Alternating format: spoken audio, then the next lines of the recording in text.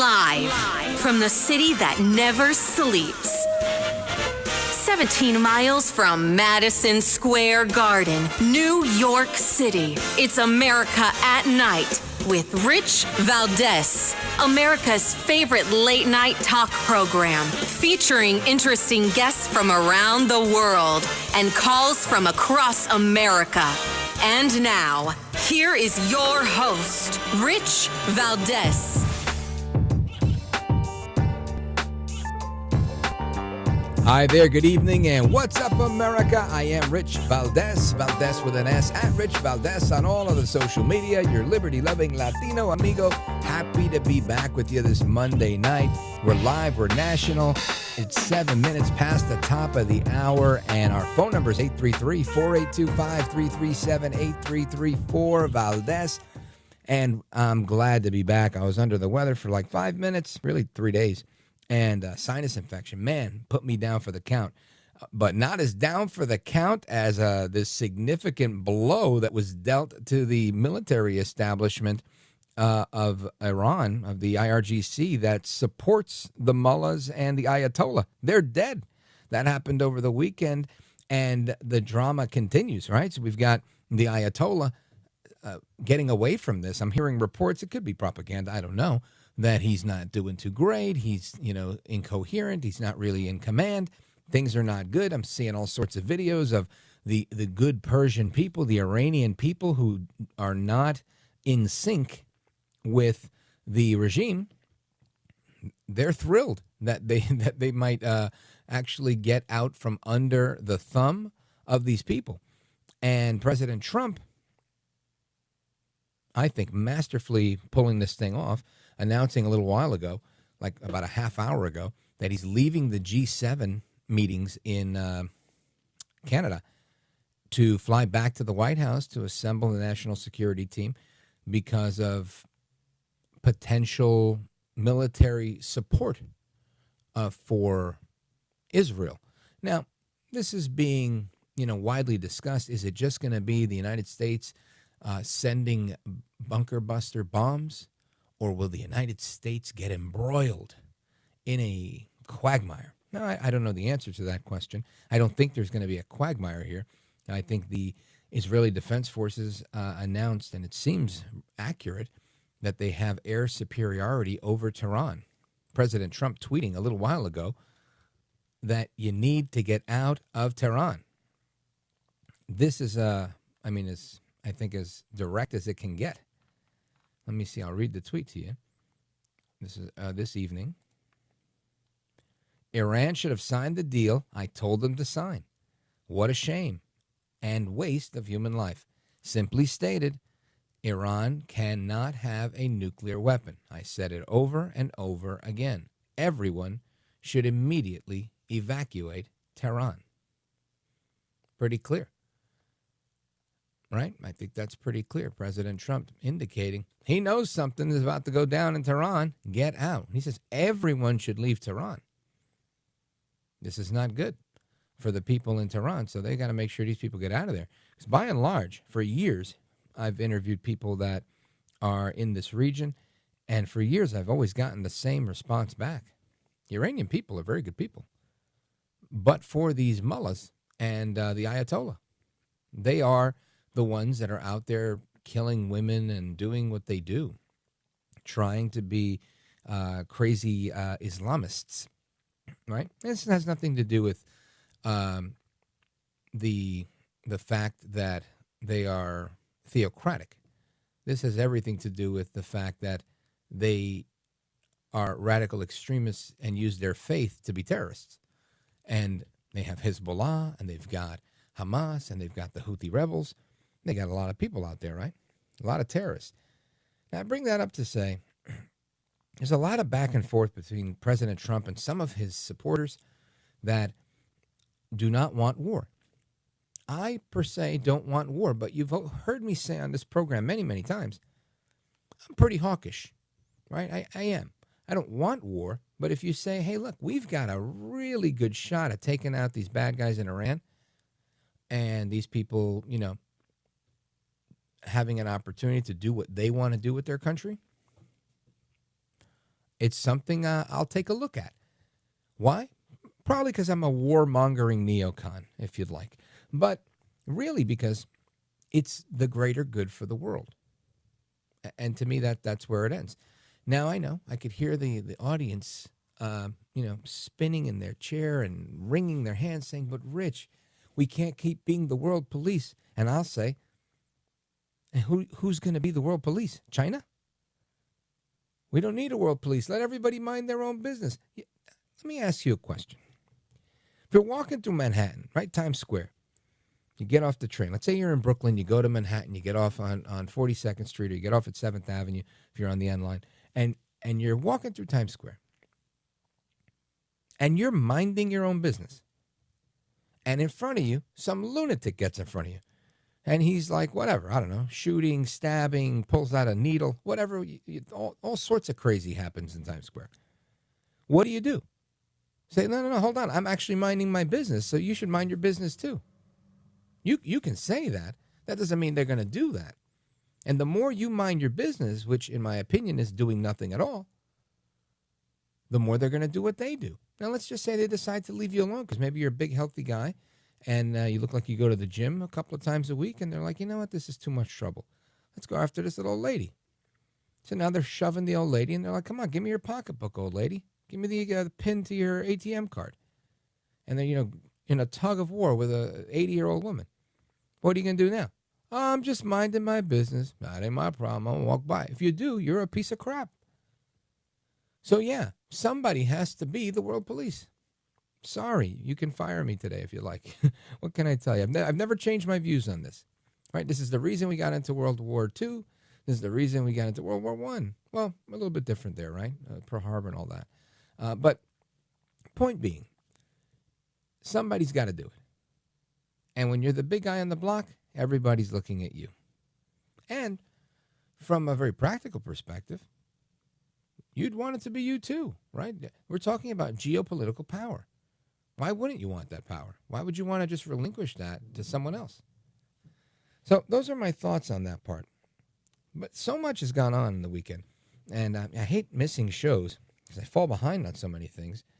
But you have the state senator, right, in Minnesota, Melissa Hartman, and her husband murdered in cold blood by one of Minnesota Governor Tiananmen Tim Walz, one of his appointees. Now, Tim Walz says, I don't know the guy, but he's got a letter saying, I'm appointing you to the labor board because of your character, because of your integrity. He doesn't know him, but he knows him enough to appoint him. Now, it might be a form letter. It could be. But you don't put things that are that direct and that, firsthand sounding on a letter because things like this happen. So, Tim Walz, you're a pendejo. And this woman, she gets assassinated, Senator Hartman, right after, 24 hours after voting for a bill that would end public benefits for illegal aliens, health insurance and whatnot. I mean, really just terrible. And we'll talk about this a little bit more, maybe at the bottom of the hour after. But all weekend long, we've seen people from all over the Western world traveling throughout the Middle East to try and make it to Gaza. Right? They call it the March to Gaza. All weekend long, people all over New Jersey, all over the country, 35 cities, something like that. No Kings. Right? Tim Walz actually led the No Kings rally, if you will, which became a riot, which became a murder, because that guy was at the No Kings thing with Tim Walz before he went and killed the good senator. And she was a Democrat, right? They're killing their own. Now, listen, all these people that, went to Gaza to bring peace, right? A lot of European leftists. I commend their efforts. I really do, for peace. I want peace too. But their lack of understanding of the culture, their flagrant disregard, in some cases, for their culture, I think it's pretty well known in the Middle East that they're a pretty religious place, probably one of the most religious places in the world, besides the Vatican, I'd say. And they don't necessarily embrace homosexuality as a virtue, wouldn't you know?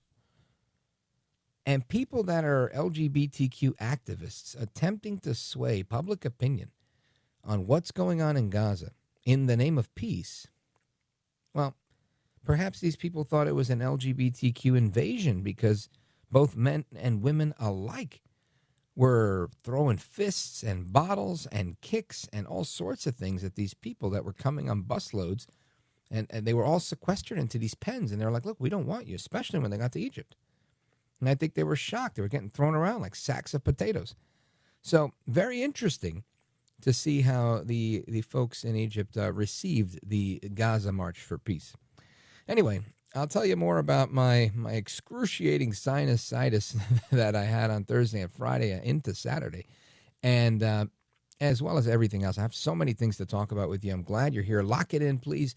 Have a cup of coffee if you want. Kick up your feet. Turn the volume up. Hopefully the kids are sleeping. And if your kids are my age, even better. Make sure that your phone is on vibrate because I want to hear from you. I want to talk to you. I have a lot of things to share. And we've got a lot of amazing guests. There's a lot of domestic stuff going on with this civil unrest. I want to talk about that. I want to talk about what's going on in Iran. I want to talk about other policy issues like, we do on Mondays, school choice, things like that. I mean, there's so much to get into. So keep it locked right here. Don't go anywhere. This is America at Night with Rich Valdez.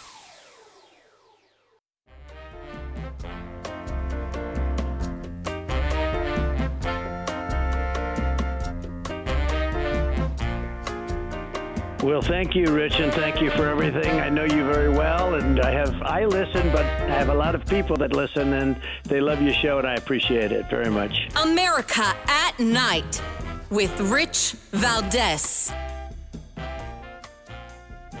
Rich Valdez. I also want to thank my guy, Dom Giordano, for filling in for me in a pinch on Friday night, so thank you for that, sir.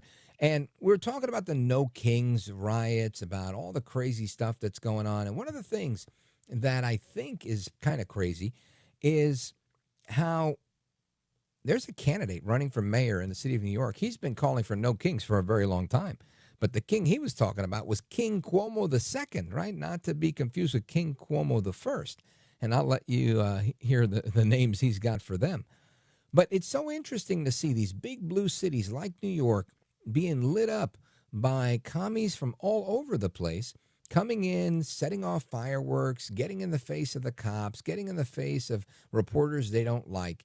And I want to get a report on that because this particular New York City mayoral candidate, not only has he caught the attention of left-wing reporters like Errol Lewis and Brian Lehrer, and they've written in New York Magazine and the New York Post editorial board that Curtis Sliwa, the founder of the Guardian Angels, has a real opportunity to capture Gracie Mansion. So much so that the other big paper in town, the Gray Lady, they decided not even to endorse anyone. Now, why'd they do that? Same reason the Teamsters didn't want to endorse anybody this year, because it was a de facto endorsement for Trump. And the New York Times is giving a de facto endorsement to Curtis Sliwa. And I got a report on that. We'll hear it in a little bit. But I think it's fascinating to see what's going on in these races, how people, Democrats included, they're tired of the crazy left-wing lunacy. Curtis Sliwa, welcome, sir.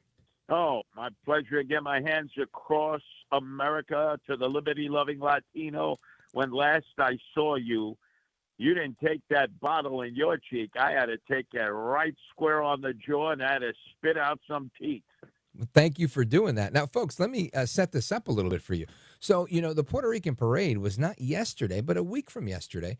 And I had the honor and pleasure of riding a float for the Scandinavian American Building Managers Guild. That's a union. It's kind of affiliated with 32BJ in New York City. And they've decided to endorse 3 Republicans and had a float in the Puerto Rican parade. I had, again, the distinct honor of riding on that float with Curtis Sliwa, with Michael Henry, with those from Elise Stefanik's campaign. And what I thought was interesting was there were some people, like pro-Gaza people, that were, throwing the middle finger. And I imagined it was for Curtis Sliwa, not for me. But lo and behold, I make a little heart sign with my hands. I think the lady nudges some thug next to her. I'm looking at the other side of the street, looking for somebody in the crowd. And the next thing you know, I hear that Curtis Sliwa got pegged in the side of the face with a frozen water bottle. Curtis Sliwa, take it from there. Oh, yeah. And so my cheek swelled up. 3 days later, I was spitting out teeth. And meantime, the liberty-loving Latino was loving every second of that journey. First time ever that Republicans were on a float in the annual Puerto Rican Day Parade, the largest parade in all of New York City, largest ethnic parade. But you are Boricua, and you are waving that Puerto Rican flag along with your American flag. And I got to tell you, most people, and I'm hoping people that are listening to your nationally syndicated show understand that all Puerto Ricans by birth are American citizens. They've given their lives in battle. They've served America in war and peace. And if you ever travel to Puerto Rico, the Commonwealth, and you go from San Juan to Bayamon, you'll see the military cemetery up on the hill. 60,000 brave men who gave their lives over the years for America in times of conflict and battle. Yeah, that's all true. And, you know, Curtis Sliwa, I'm grateful that you took the bottle to the side of the face and not me. But I'm sorry to hear that, you know, your jaw was swollen, you lost a tooth or two. And I laugh because it's just, I didn't even know it happened. Honestly, ladies and gentlemen, for everybody listening, I'm waving the flag carelessly. I'm having a grand old time on this float. And the guy next to me, the DJ who's shouting out Curtis, he tells me, hit in the face. And I go, oh, I hit him in the face with the flag is what I'm thinking. And I'm like, it's a flag. How much could it hurt? And I see Curtis grabbing the side of his face. And I think, man, all right, sorry. You all right? He's like, yeah, I'm fine. So I keep going. And then the DJ comes back to me and says, no, you should make sure you check it out. He got hit really hard with that thing. I was like, I'm holding the flag. It doesn't hurt that much. He's like, you didn't hit him, bro. The guy in the audience hit him. And I was like, hit him with what? And he was like, with a frozen bottle. And I said, oh, wow. And that's when I found out what actually happened. So, Curtis Sliwa, you are a hero yet again, taking it in the chin. Unlike El Trompito, who looked miraculously to the left, to the right, and dodged bullets, you did not dodge Antifa's frozen projectile at the Puerto Rican parade. So, for that, I salute you, sir. Well, thank you. But as you know, we're coming up to the anniversary, June 19th. It was 1992. I was in the back of the cab going to WABC where I was broadcasting on the morning show. And I got shot with 5 hollow point bullets on the orders of John Gotti Sr. to John Gotti Jr. and the Gambino crime family. So I think we could agree that I've had worse in my life. Oh, 100%. And folks, this is an amazing story. And I think I probably am the host that has the honor of having the best interview with Curtis Sliwa on this particular topic, the shooting of Curtis Sliwa. Maybe we'll revisit a little bit of it tonight, just because we are so close to the anniversary of that. But I want to remind you, we're on the phone here with Curtis Sliwa calling us live from New York City. And because he's on the road. He's on the road campaigning. He campaigns 24/7, and he rides the train everywhere. Make sure you check him out. Curtis, tell him your campaign. We're going to come back and have more conversation, but I want him to have a chance to check out the website during the break. All right. I think it's curtissliwa.com. I might be mistaken, but check out curtissliwa.com and keep it locked right here. We're coming back. We're going to hear about Curtis getting shot by the mob and his campaign and his thoughts on all of these anti-ICE riots happening across the country, plus this poor woman that was killed for voting against immigration reforms. Don't go anywhere. I'm Rich Valdez.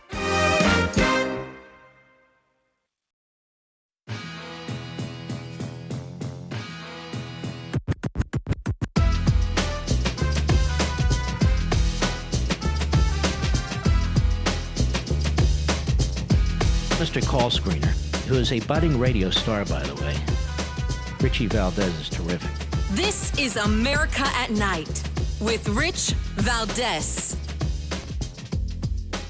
All right, familia, welcome back. Rich Valdez keeping you company all night long. We're live, we're national. You know the number, 833-4-VALDEZ. Going to get to your calls momentarily. And we're on with Curtis Sliwa, the living legend himself. Sliwa for New York, Sliwa for NYC.com. Sliwa, SLIWA, for the word spelled out, FOR, NYC.com. Sliwa for NYC.com. Check out the website. Support the campaign if you can. And Curtis is running for mayor, but long before Curtis ran for mayor and spent 4 decades on the New York City airwaves, as him and the great one Mark Levin and John Batchelor are all mentors of mine. He was the founder of the Guardian Angels. And yes, even back then, he talked a lot of smack, and he pissed off some gangsters like John Gotti and his son, John Gotti Jr., who put a hit on him. Curtis, take it away. Well, it was at the time that John Gotti Sr. was on trial for the last time, the 4th time. And this time, the Memorex tapes were clear. He was ordering the execution of different mobsters choking on their lobsters.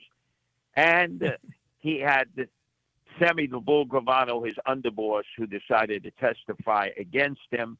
And that sent him away, triple life without parole, to Marion, Illinois.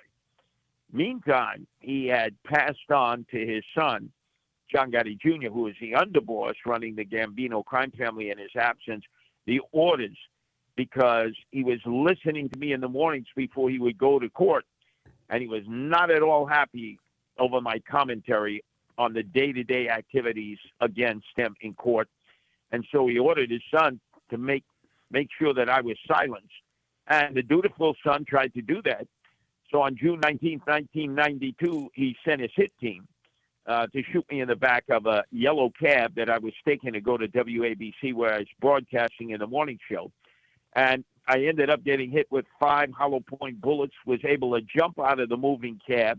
I became a speed bump on the asphalt as the cab sped away, and then dumped the gun into the East River, and thought that they had whacked me, that they had fulfilled their contractual obligation to the boss of all bosses, John Gotti Sr., and his underboss, John Gotti Jr.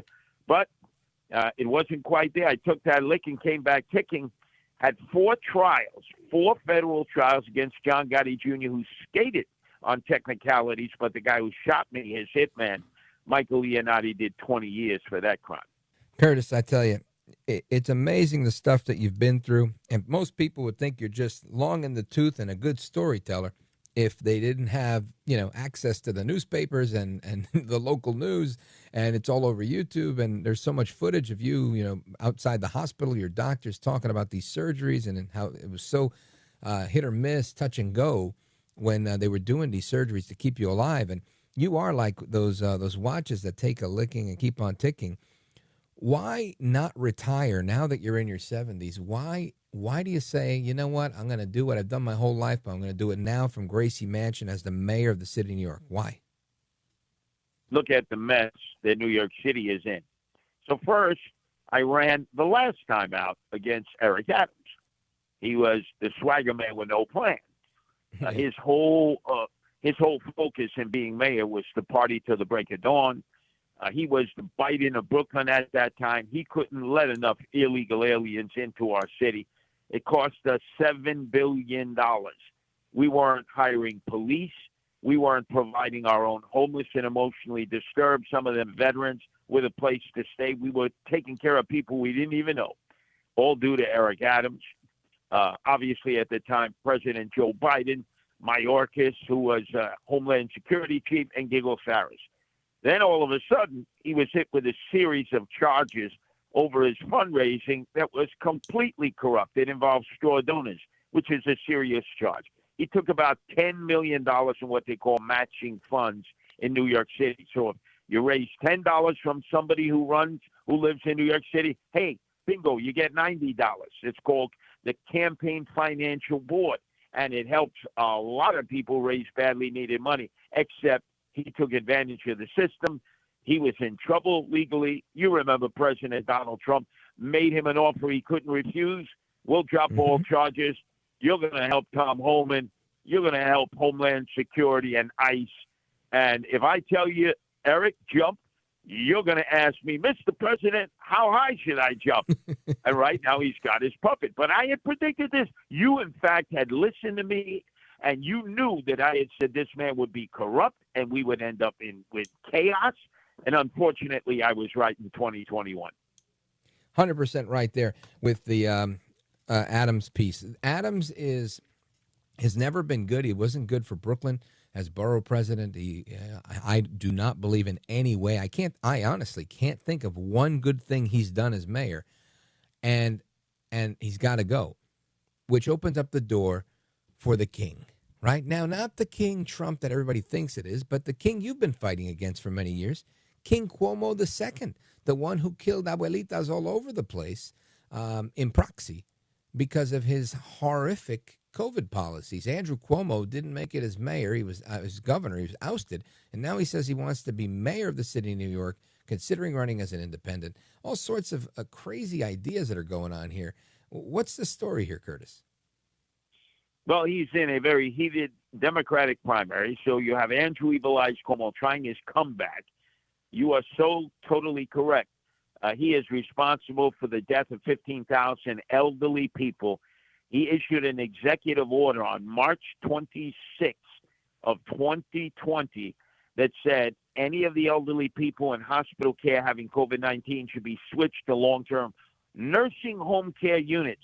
Everybody said, that's crazy. It was announced on the Mark Levin show. That's woman right. I who was spoke running, with Dr. Elaine Healy. Right, was running one of these long-term nursing home care units in White Plains in Westchester. It seemed like he was making it up. Even Mark Levin said at that time. But if, in fact, this is true, this is like signing their death warrant. And that's exactly what he did. And you saw him being cross-examined by Congresswoman Elise Stefanik, who eviscerated him on the Hill. And yet he's hoping that New Yorkers won't hold that against him, that his name is Cuomo, and it will supersede the competition.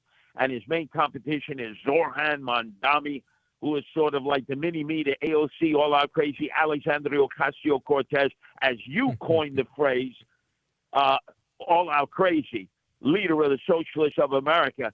And they are basically saying this is a generational fight. Cuomo represents the old, AOC and Zohran represents the new. And there's already been a tremendous turnout of Democratic registered voters for early voting. So we'll see what happens by the 24th is ranked choice voting, which most people don't understand. All I know is I'm ready to take on whoever wins because I start out with 30% of the vote from last time. There will be 5 candidates in the general election. Even you could do the math, Rich Valdez. Even you, special ed in math, can do the math. And no, wow, if you get a few more points, you're the mayor of the city of New York. Folks, we're going to come right back with Curtis Sliwa. Curtis, I had you scheduled till 40, but I want to talk to you about this Mamdani guy. Can you stick around or you got to go back to the campaign? You give me a microphone, I'll be there in perpetuity. I love it. Folks, we're coming right back with New York City mayoral candidate, radio legend, founder of the Guardian Angels, Curtis Sliwa, and me, Rich Valdez. At Night with Rich Valdez.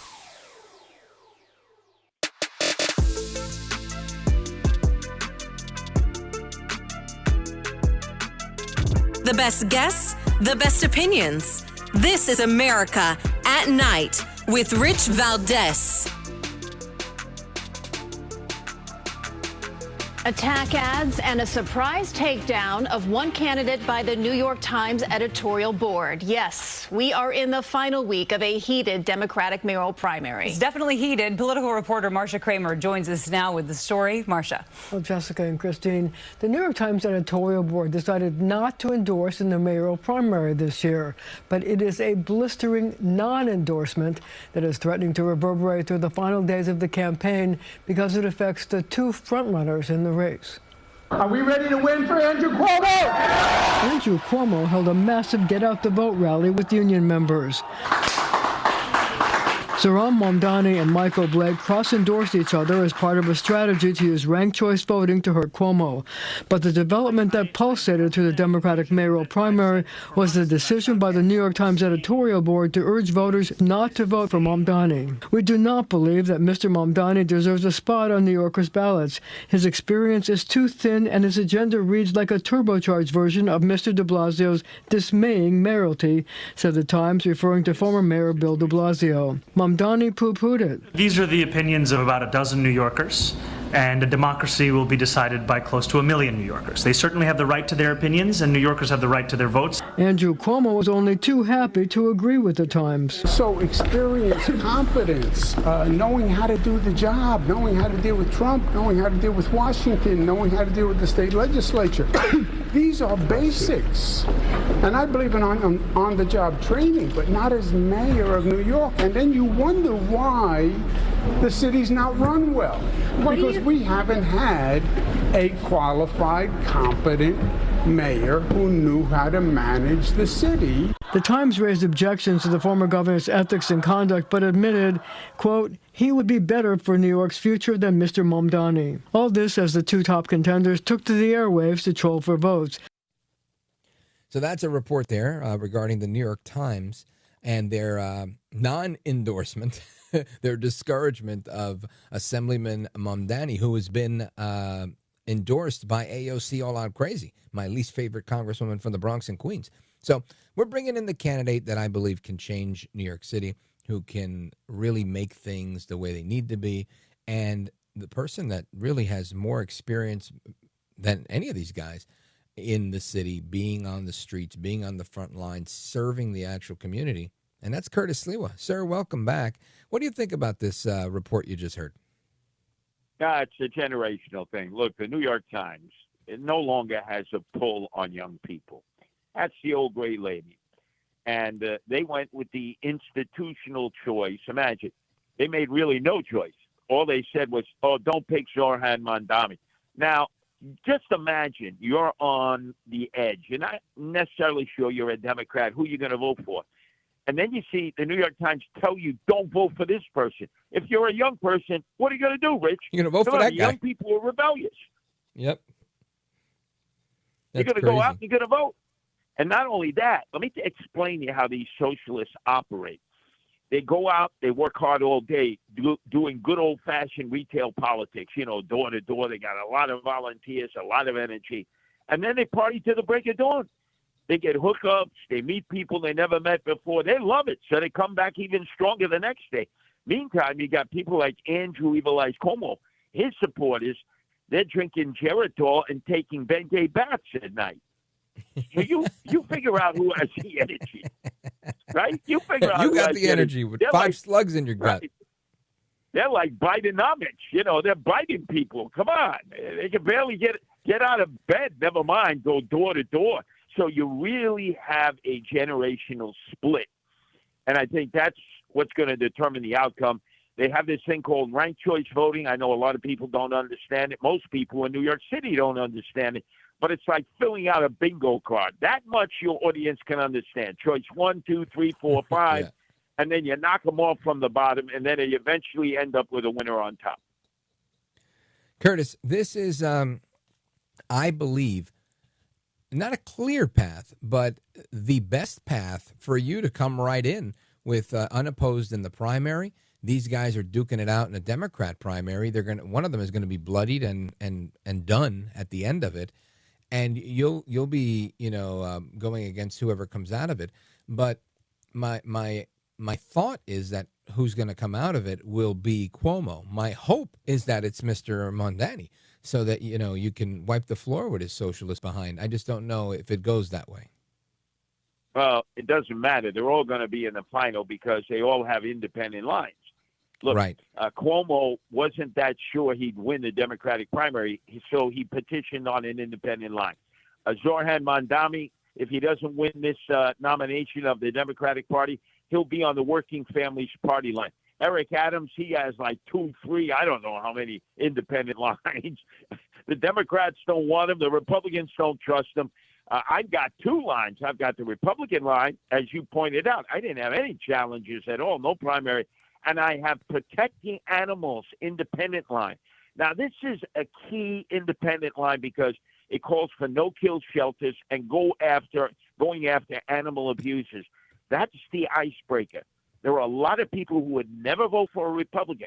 They would say, I can't vote for a Republican, especially in New York City. This is not Trump land here. Trump did very well in the national election, but he only got 30% of the vote citywide. So you got to go beyond just MAGA or Trump.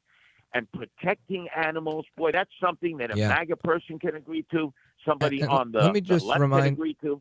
the audience that you were talking about protecting actual animals like pets, mascots, right? Not the animals that are in the streets, because one of our callers has a question saying, are you allowed to carry in New York City to protect yourself from the crazy animals in New York City? Curtis, I want to give you a taste of talk radio since you've been off for a little bit on the campaign. Let's bring in Steve from Atlanta, Georgia. WGKA, you're on with Curtis Sliwa. Hey, thanks for taking my call, Mr. Valdez.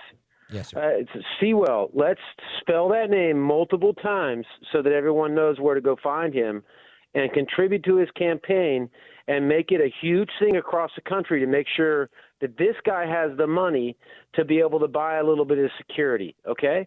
Mr. Valdez, my next statement is for you.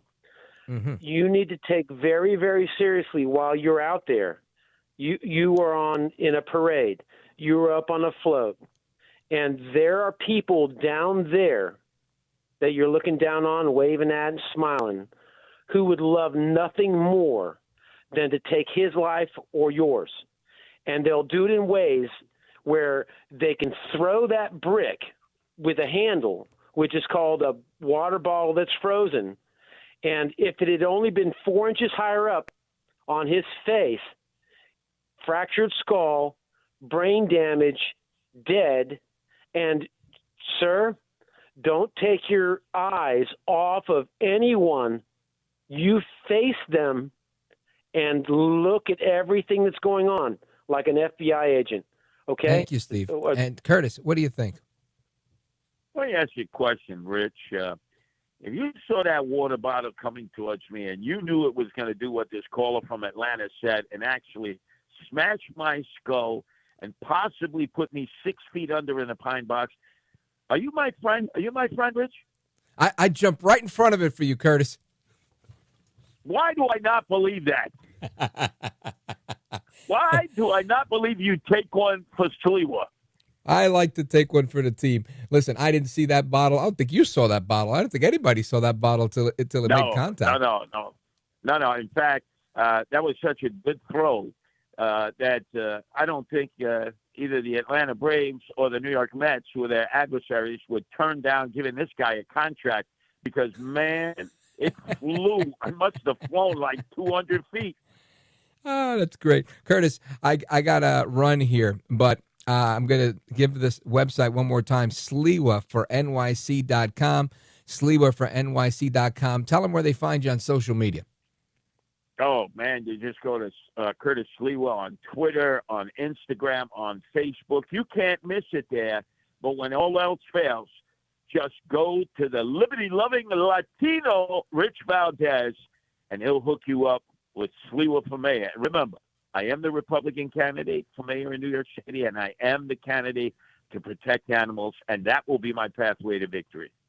Outstanding. Curtis, you're the man. I appreciate it. Amigos, stick with me. We're coming right back. This is America at Night with Rich Valdez.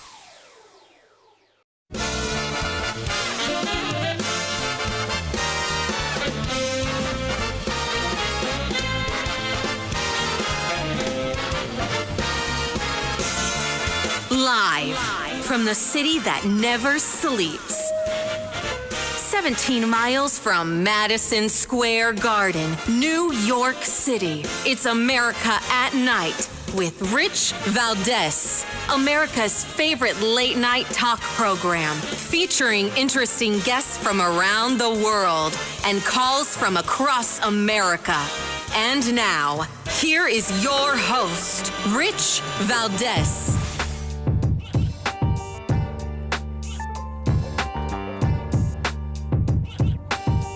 Hi there, good evening, and what's up, America? I am Rich Valdez, Valdez with an S, at Rich Valdez on all of the social media. We're back for another hour.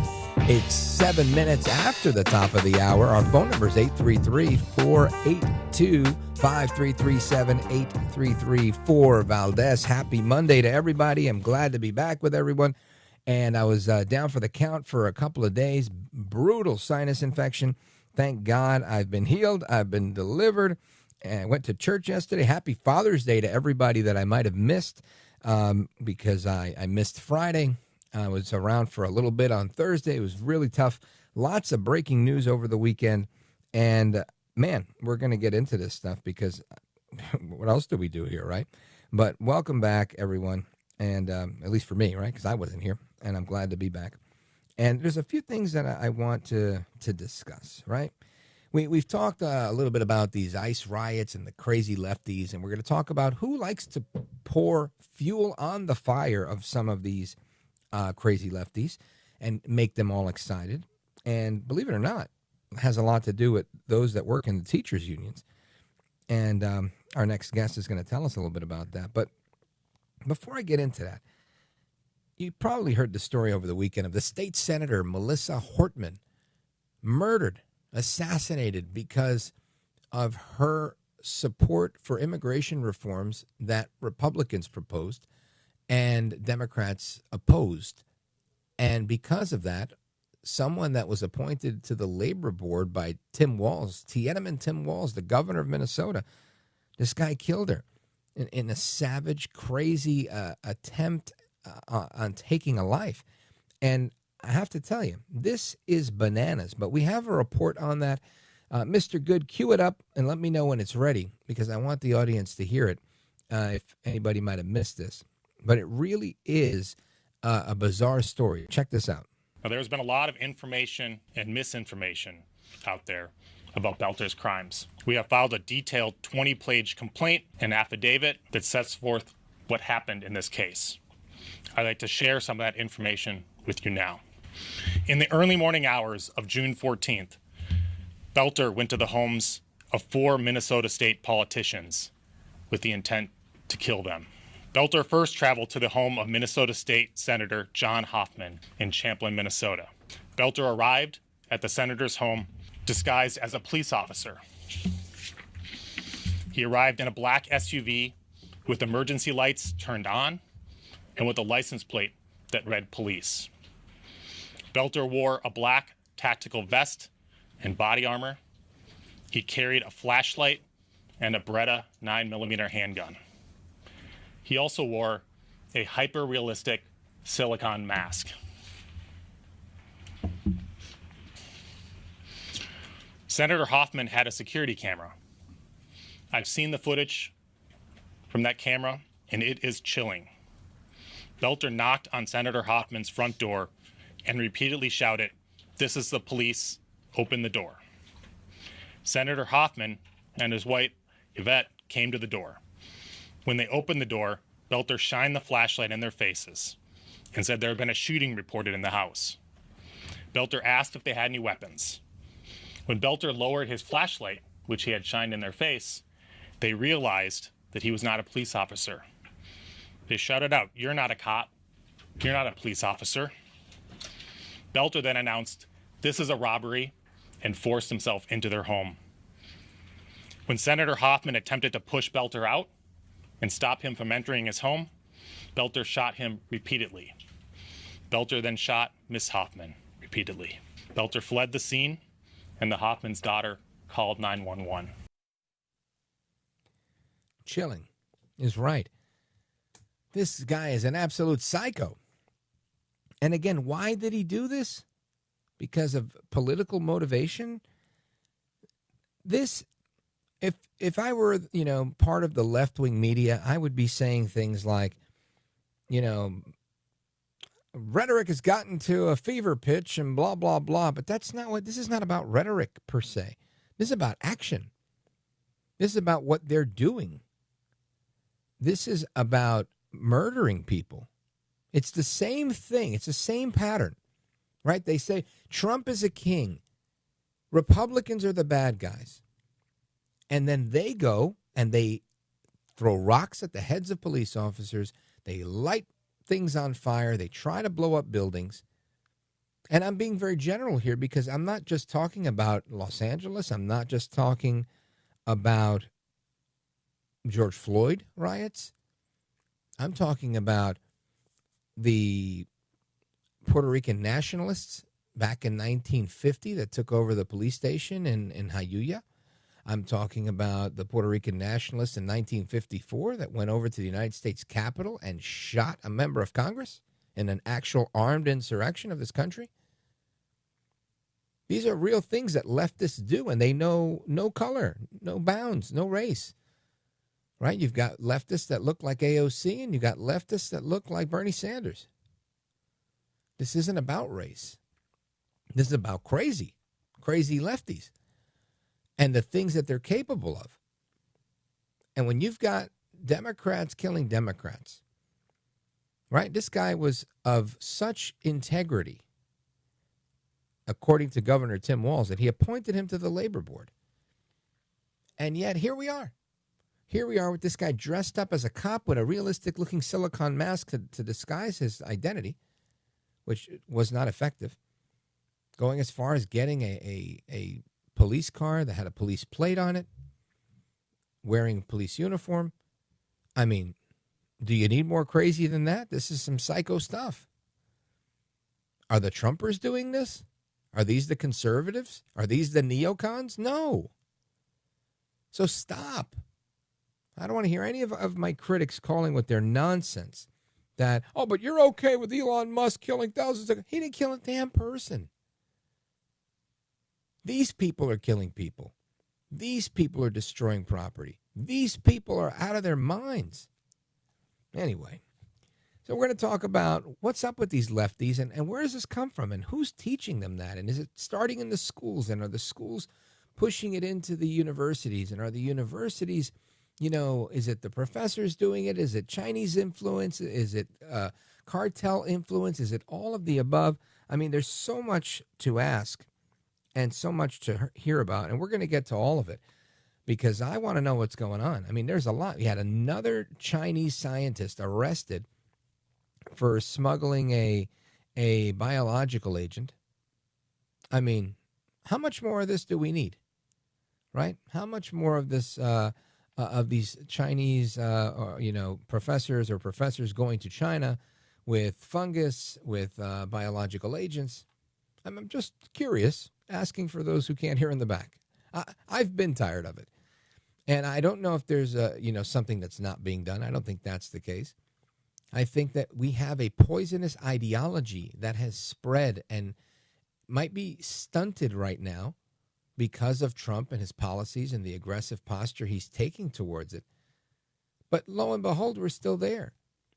And this thing has spread. It spreads all the way over to the Middle East. You've got crazies all over the Middle East that want to do the same thing. This is one of those things that we can't allow. So I want to hear from the chair of the Educational Opportunities branch of AFPI, America First Policy Institute, Erika Donalds. She's going to join us to talk about all of those topics and so much more. Keep it locked right here. I'm Rich Valdez. This is America at Night with Rich Valdez.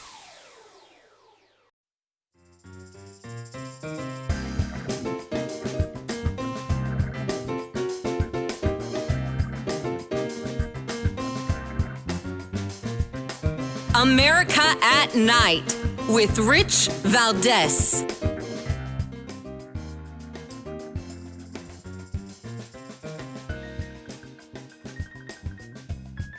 Two of America's largest teachers' unions, the National Education Association and the American Federation of Teachers, are throwing their support behind anti-ICE protests and defending illegal immigrants, even as violence erupts across the country.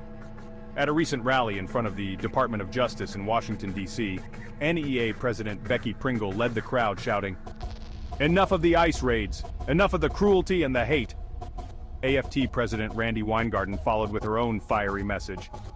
"Fix the goddamn immigration laws, don't arrest workers." In Los Angeles, these protests turned violent. Rioters torched vehicles, looted businesses, and burned American flags. In response, President Trump deployed the National Guard to restore order. Despite the destruction, Weingarten dismissed the violence, calling the rioters peaceful protesters, and accused the Trump administration of manufacturing a spectacle to stoke tensions. Both unions continue to oppose ICE operations. The NEA even issued guidance urging educators to shield illegal immigrants from deportation, declaring, We have a moral responsibility to protect every student regardless of immigration status. The Democrats and the left have never met a lawbreaker, a criminal, or a terrorist that they do not absolutely adore. And that's still the case right now. Randy Weingarten, not being a terrorist per se, but figuratively, definitely a terrorist when it comes to the work that she does.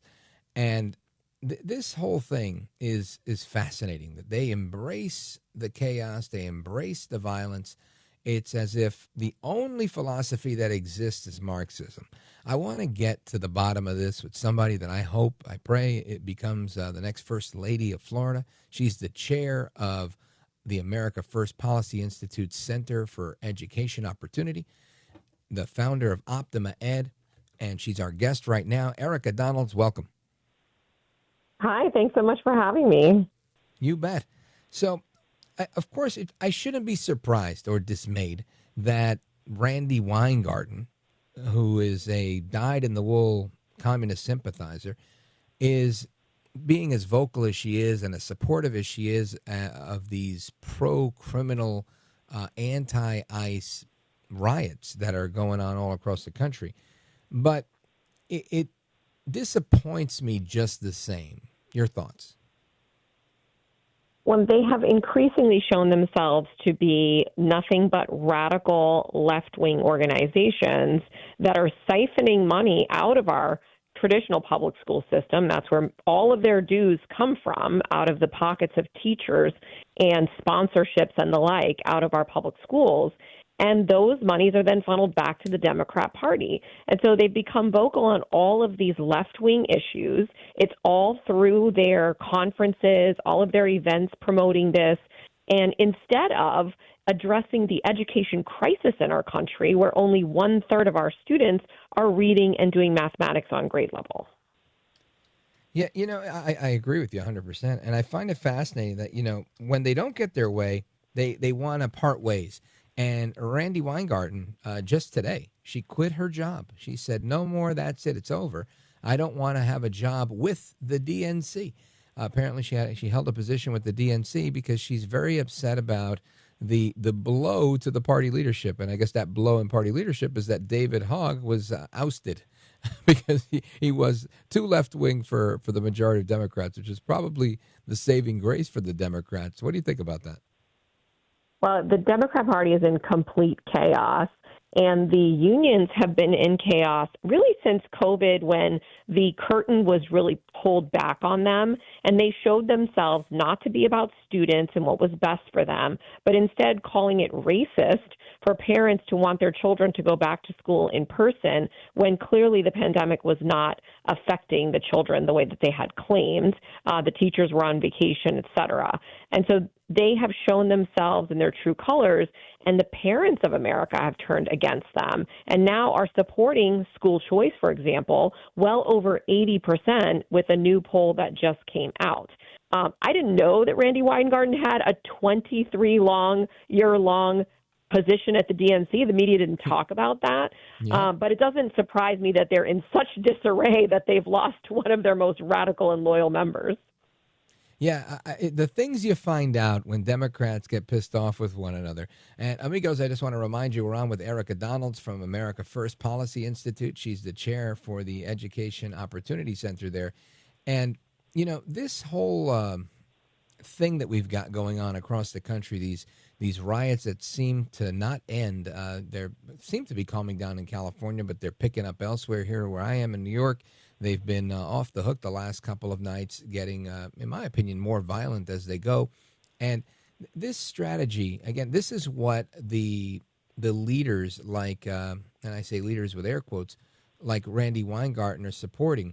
How much more do you think America puts up with that? So great, she did us a favor and removed herself from the DNC. Doesn't have much to do with me. But I'd like to see her do America a favor and remove herself from her union leadership position as president. When do you think we get so lucky? Well, I do think that Americans have had enough of this. You look at the protests from the weekend, and yes, there were some that were very large, especially in the deep blue cities. However, the rest of America has moved on from this ridiculousness. The BLM riots and the things that went on during COVID, people were distracted by the pandemic. They're no longer distracted. They're trying to live their lives. President Trump is protecting America from foreign adversaries that are very serious right now. We have an education crisis in this country, and people don't want to put up with this nonsense that they are out there protesting the one thing that Trump had a huge mandate over, and that's immigration reforms and getting the illegal immigrants out of our country, out of our neighborhoods, and frankly, I'm sorry, but out of our schools that are under-resourced to handle the influx of illegal migrants in this country.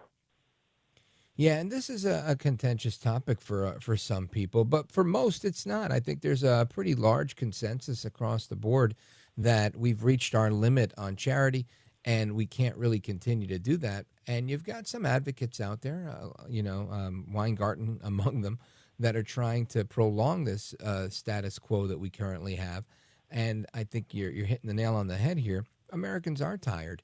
And when you lose touch with popular opinion, you can only go but so far. And I think that's kind of what Joe Biden did, right? He was kind of out of touch with the public, did what he wanted to do anyway, and eventually the party turned on him, didn't let him run, and they put somebody even worse. So, I think we're probably close to the end of this craziness, which is a good thing for, future generations of Americans. But the damage has certainly been done for now.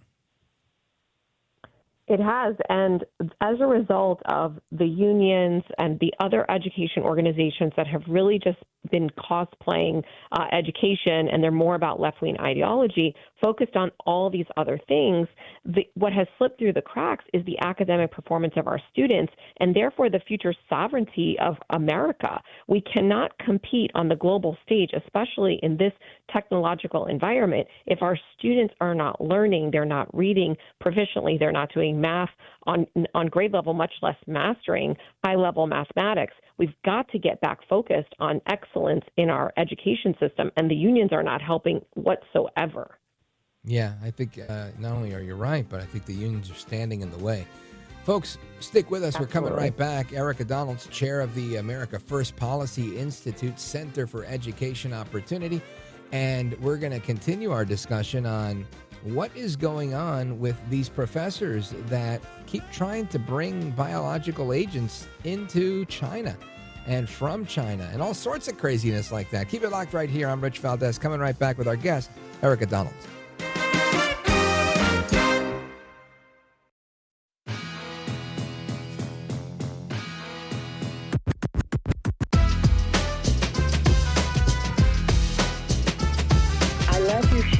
I love your views on things. I enjoy the interviews that you have, and I just wanted to say how much I appreciate you. America at Night with Rich Valdez. A Chinese researcher accused of smuggling biological material into the U.S. is due in court tomorrow. This is the third Chinese researcher accused of the same crime. NBC's Stephanie Gosk reports the suspect admitted lying to officers during her inspection. This morning, the government charging a researcher from Wuhan, China, for allegedly smuggling biological materials into the U.S. Authorities questioning and arresting Chung Chuan Han at the airport in Detroit this weekend. The Chinese national and doctoral student was planning to study at the University of Michigan. So yet another case of a Chinese scientist with no permit to send any biological material, smuggling this biological material, a pathogen, a fungus, out of the country. And this one, again, I don't usually get baffled in this business, but how does this happen the third time in less than a month? I want to bring it to our guest, Erika Donalds. She's got her finger on the pulse. How do academic institutions that are supposed to be the center of excellence become this hub for Chinese malfeasance to potentially destroy our food supply?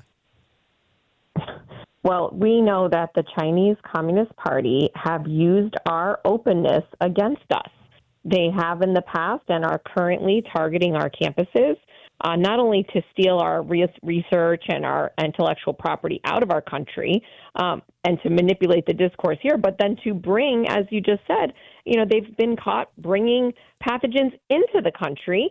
And as we know, we already had a global pandemic that shut down our entire economy and almost destroyed us. Thank goodness for President Trump and other leaders that got us out of that. But we cannot allow this to continue. And President Trump was right tamping this down along with Secretary Rubio. Yeah, 100%. Now, for me, I'm really concerned with the pattern. The fact that it's already happened with two other Chinese scientists, accused of the same thing, this toxic fungus, trying to smuggle into the U.S., and one that was caught now at the Detroit airport, trying to send this stuff back to China. She's from Wuhan. Makes me think, maybe are they bringing this back to the Wuhan lab where they can try and do the gain of function research to make it more potential, add more lethality to it? I don't know, but it just doesn't sound right. And it seems like we're getting it on every front, Erika Donalds. It's good that the American people can see this, though, and that they were caught at this time, because it's proving President Trump right. He had his efforts to strengthen the vetting of foreign nationals on our campuses, and he was called all of these names, that he was a racist and he was doing all of this. But it was a prudent step. It was a necessary step towards national security. The FBI has warned Congress in congressional hearings in the prior administration that there were threats of espionage from the CCP. And President Biden did not listen, did not do anything about it in his administration. Thank goodness for President Trump and Secretary Marco Rubio for protecting our country from these threats. Yeah, I agree with that 100%. And, what's interesting is there are guidelines in place when you do want to transfer, scientific matter and whatnot. But these scientists are taking it into their own hands. So to me, it makes them look automatically guilty. And it causes, at least some sort of alarm that we're very vulnerable. And yeah, the president was right. But we need a lot more oversight of these universities, a lot more oversight on these chemicals. And I'm not saying that there isn't any, because we're catching them, which is a good thing. But again, just one more concern that I didn't know we had. What do you think is going to happen with this stuff moving forward? I think that we're going to have to be much more careful about who we are allowing into the country to study here. We've known that, but the previous administration did nothing about it. And so President Trump and Secretary Rubio have said they are going to start checking social media accounts. They are not going to give student visas to those who have exhibited a hate for America or anti-American views or other violence or tendency towards radicalism. We don't have to give them a student visa, and we shouldn't give them student visas, and we should revoke student visas of those who are causing problems in our country. They're doing it, and it needed to be done a long time ago. Erika Donalds is our guest. She is the chair of the Educational Opportunities Center at America First Policy Institute. And I think you raise a number of really good points here, because the expectation of bringing someone in on a visa, even if they're a scientist or a professor and whatnot, is that they have some sort of expertise that can help academia and hopefully America. And I think, we the people have an expectation for better, right? We're not expecting that we're just bringing in people because we're weekly vetting them and whatnot. And now that these vulnerabilities have been pointed out, I think it's critical that we do something to make sure that it doesn't continue. And I think you've mentioned a number of things that we've done. President Trump tightening the belt on a lot of things with the border, Secretary Rubio making sure that we are ejecting people from the country who don't need to be here with respect to student visas, not issuing them, etc. All of that is fantastic. I'm wondering if there is a law enforcement angle here that also needs to be added. Have you heard any talk about that to further protect our academic institutions? From from a law enforcement perspective, we've seen things like the letter that was sent to Harvard about the chaos that ensued on their campus, and they were not holding protesters accountable, or people who were enacting violence against Jewish students, bullying them, vandalizing the campus, and their own campus police was not holding those students accountable, and therefore some of those students' visas were revoked, et cetera. So there is involvement of law enforcement. But it goes back to a big picture here, and you started to mention it. Why do we allow students in our country to go to our institutions of higher education from other countries? Why do we have a financial aid system? All of these things are to advance American interests. Okay, if it's not advancing American interests, we should not be putting any taxpayer money behind it. We should not be doing favors for other countries, allowing their children to come into the United States to get the best education available in the world. Only to advance American interests, not the interest of foreign countries, not anti-American interests. That is the line that President Trump has drawn. America first, American interest only when it comes to our tax dollars and our institutions. Yeah, and I think you've seen that pretty fairly across the board with academic institutions, with the Department of Government Efficiency, as well as the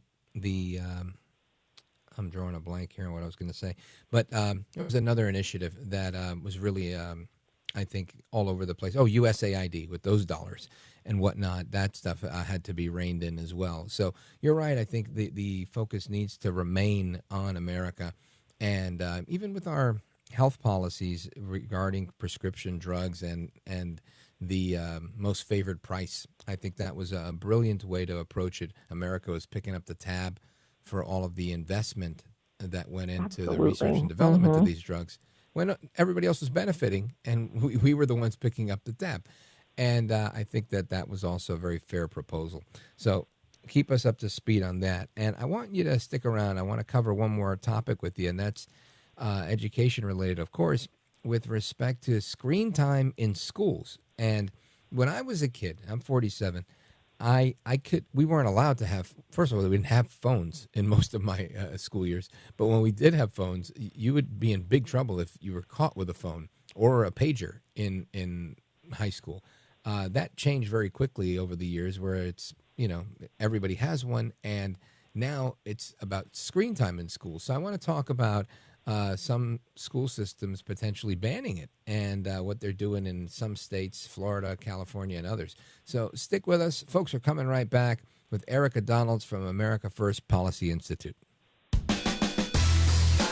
This is America at Night with Rich Valdez. Call now, 833-4-VALDEZ. That's 833-482-5337. 833-4-VALDEZ. That's Valdez with an S.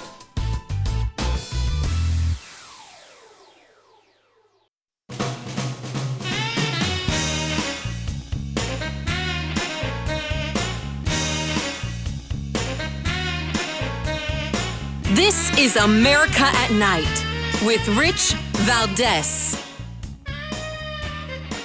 It's been around 20 years since we had the arrival of this miracle where each of us has a supercomputer in our pocket that lets us instantly access the world's information and press a button and a car shows up to take you wherever you want to go and maybe meet your future spouse and anything else that you can imagine. And the adoption was so rapid and so exciting and so transformative that we never really stopped to pause and consider, okay, what's the etiquette around this new technology and what is it doing to us as individuals and our values as a society and to our young people. And I really worry about this generation of young people that has grown up never knowing a world without smartphones. A world without smartphones. Kids are glued to the screen. They're on top of it.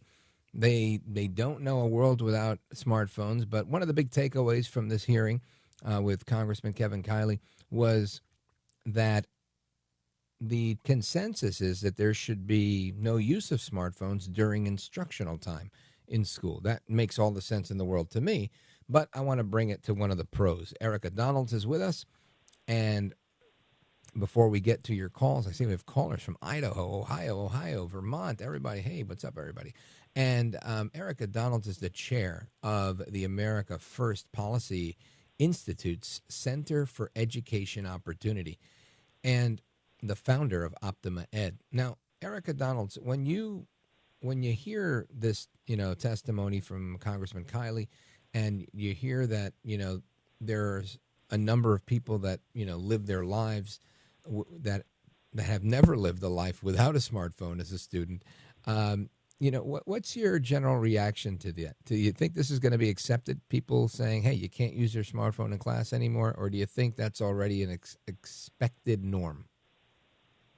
Well, over half of all states have passed some law or implemented policies restricting cell phone use in their schools. Some have outright bans, bell to bell. Others just have different types of restrictions. I think what we're moving to is bans on personal devices in school. And I think we have to be careful about the difference between a personal device of a student that has all of their apps on it and can be incredibly distracting with social media and whatnot versus using technology in the classroom that's owned by the school, controlled by the school, and you can use the wonderful, especially AI-driven technology that's helping students learn faster and master material, but is not the distraction that comes along with personal devices. Well, those are all great. How do you draw the line? How do you make that distinction? Well, the difference is if a student owns a device, they are the ones deciding what applications are on that device. They're getting messages on that device from their friends and their family, and that is the distraction. A device in the classroom. Now, I was on the school board. And during that time, my county had a bring your own device program because they were trying to save money. So they had the students bring their devices and use them for school purposes. That was a disaster. Schools, if they're going to use technology, and they should wisely, they should own the devices, control the devices so that they do not have distracting applications on them and they're only used for educational purposes. Technology is not bad, but it can be used negatively with the distractions that come along with personal devices. Oh, I get this. I think I just already see parents complaining about, I want my kid to use his own whatever. There was a case a few weeks back where a dad was giving testimony about his child, was a grammar school kid, had forgotten his school-issued Chromebook. And the teacher gave him his personal tablet and said, here, you can follow along, use this. And there was male pornographic material on this thing, and the kid was like, oh my gosh, look at this. And the teacher was embarrassed, and the school board was saying it didn't happen and trying to cover it up, and whatever the case was. And the dad was like, my kid didn't make it up. And it was this big back and forth. And I'm thinking, I could see a lot of people getting into these types of things, not necessarily that particular situation, but these back and forths about technology. And I want to be able to talk to my kid, and if you're using these things in school anyway, I want to be able to, video call my son or daughter or text my son or daughter. And again, that's my experience. I also have been a school board member on the East Coast. And I feel like sometimes there is an entitlement issue where everybody wants what they want and they want it yesterday. And I'm just curious to your thoughts as to, do you think it will be welcomed?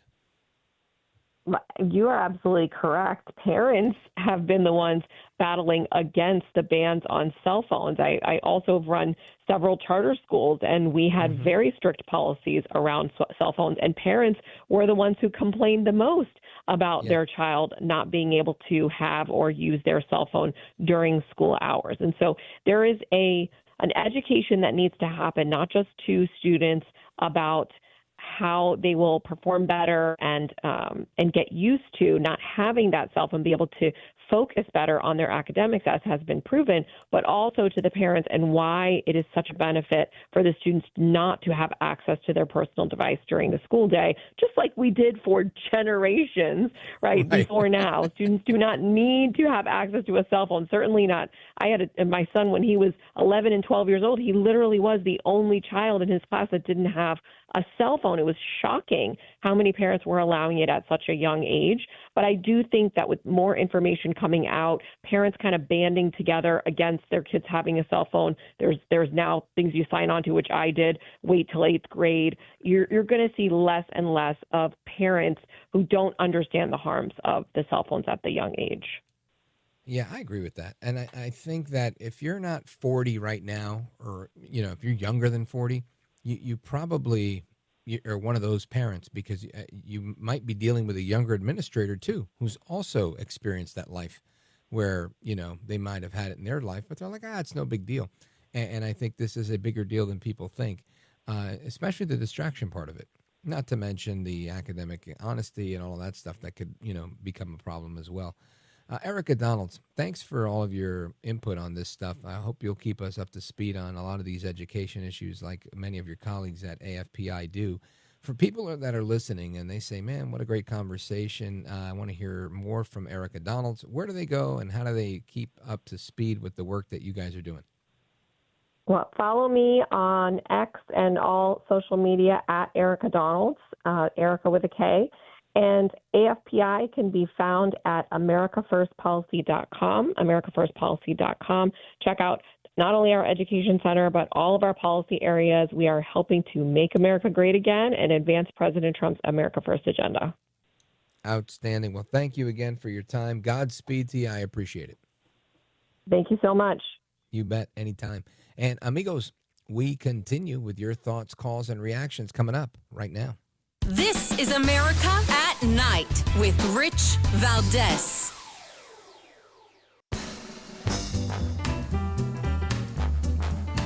All right, amigos, welcome back. Let's go to John, Brunswick, Ohio, WNIR. John, go right ahead. Once again, I want to go on record with my absolute passionate view that political violence is not a partisan issue. And if you think it is, well, Bolter was a registered Republican in 2004. He didn't kill anybody until after he became a Trump voter. You want to make this a partisan issue? Fine, let's make it partisan. No, I'm not. But hold on a second. This guy, he's not he's at the No Kings rally. He's anti-Trump. So clearly he's at the anti-Trump rally and then goes and kills somebody. So, I mean, you can try and make 1 and 1 be 4, but it's going to take 2 and 2 to make 4, because the reality is after he was appointed by Tim Walz and he's, part of that machine, part of that establishment, he's part of this movement. And then he goes and kills this Democrat woman. So, I mean, it's a real far stretch for you to try and make it look like this guy is some sort of crazy Trumper that killed this senator, right? Trumpers wouldn't kill somebody voting for immigration reform. Come on. John, you got to do better than that. Hasta la próxima. Folks, I will be back momentarily. Keep it locked right here. More calls and more on Iran when we return.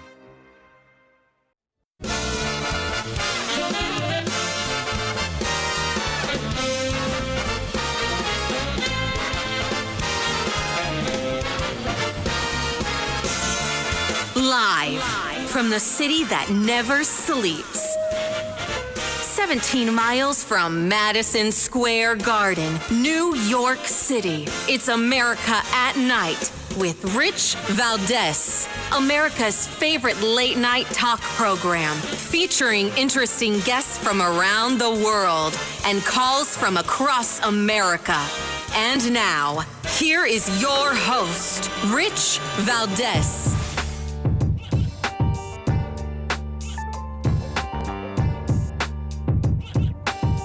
Hi there, good evening, and what's up, America? I am Rich Valdez, Valdez with an S, at Rich Valdez on all of the social media. Welcome to the Monday night edition of the program. We're live, we're national, it's 7 minutes past the top of the hour. Our phone number is 833-4-VALDEZ, 833-482-5337. We've got a number of calls on the line, going to get to you momentarily. Thank you for your patience.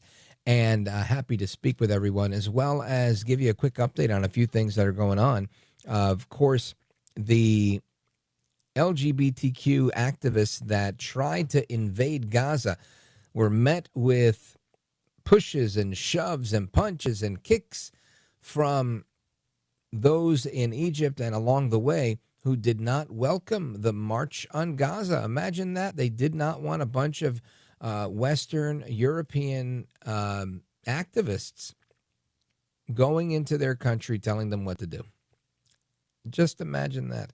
It was really, I don't want to see people be harmed, but there was a degree of poetic justice that was just like, why would you think that would be a good idea? Why on earth do you think leaving your country, going to the Middle East, which is a war zone, would be a good idea? Like going into Gaza. I have no explanation for that. But rhetoric continues, right? And it's not just rhetoric, but these things seem to work every time, right? The wars, the riots, whenever we have wars and riots, people are on edge because the media is very effective at doing what it does, and it goes beyond rhetoric. But rhetoric is powerful. And if I had $1 for every time people told me and said, look, I don't care about politics, but what's going on in blank is about right versus wrong, and that's just wrong, I'd be a wealthy man today. And a lot of people feel like that about Gaza. A lot of people feel like that about Iran now. Like, you know, I don't know if you're older than me or younger than me. And quite frankly, it doesn't matter. But I'll tell you this. When I was a little kid, there used to be an airline called TWA. And TWA was notoriously getting hijacked. And for the life of me, I used to think, is there something wrong with TWA as a little kid? That they are always getting hijacked. And the hijackers were always Iranians, right? It was always Iran holding hostages. This is the 1980s. Iran has never been the good guys. Now, of course, there's always somebody somewhere in the crowd, and you're free to be there, and you're not necessarily wrong. Saying, well, you know, the reason they're mad at us is because of all the bad things we do to them. I understand that. I do. I get mad at people too.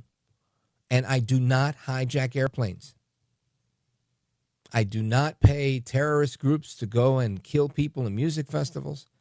I don't do any of these things because these things are not right. That's simple. And I do a lot of things that are wrong. Trust me.